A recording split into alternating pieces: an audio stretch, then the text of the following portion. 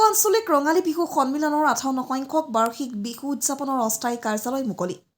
1 এপ্ৰিলৰ পৰা 13 দিনীয়া বিহু কৰ্মশালা আয়োজন অসমীয়া বাপতি সাহোন প্ৰাণৰ প্ৰাণ বিহুক পৰম্পৰাগতভাৱে পালন কৰা আৰু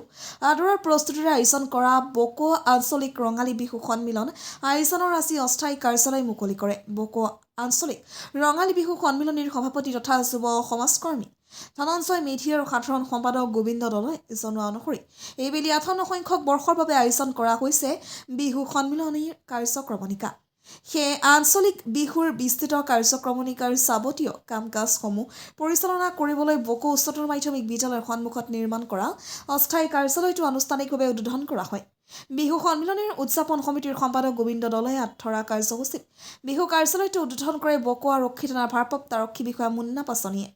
কাৰ্যালয় উদ্বোধনী অনুষ্ঠানত সামাজিক সাংস্কৃতিক আৰু ক্ৰীড়া সংগঠনৰ সভাপতি অৰ্জুন চেত্ৰী বকো সংগীত মহাবিদ্যালয়ৰ অধ্যক্ষ নগেন কলিতা বিহু উৎসৱ উদযাপন সমিতিৰ প্ৰবীণ তালুকদাৰ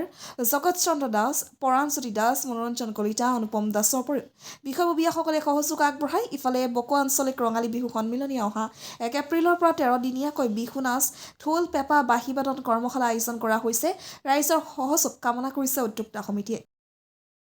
চাওক এইবেলি বকো আঞ্চলিক ৰঙালী বিহু সন্মিলনৰ গৌৰৱ উজ্জ্বল 58 সংখ্যক বৰ্ষ আৰু আজি কাৰ্যালয় আনুষ্ঠানিকভাৱে উন্মোচন কৰা হয় আনুষ্ঠানিকভাৱে কাৰ্যালয় উন্মোচন কৰে বকো আৰক্ষী থানাৰ ভাৰপ্ৰাপ্ত আৰক্ষী বিষয়া মাননীয় শ্ৰীযুত মুন্না পাছনি মহোদয়ে আজিৰ পৰা আমাৰ বিভিন্ন কাৰ্যসূচীবিলাক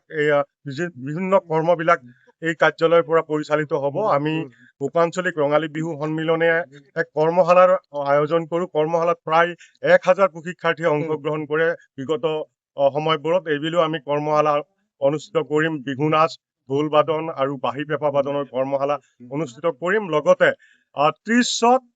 1 আৰু 2 বহাগত বিভিন্ন বৰ্ণাঢ্য কাৰ্যসূচী প্ৰদৰ্শিত হ'ব 1-2 বহাগত সাংস্কৃতিক সন্ধিয়াৰো আয়োজন কৰা হৈছে সমূহ ৰাইজৰ আমি সহযোগিতা আন্তৰিকতাৰে কামনা কৰিম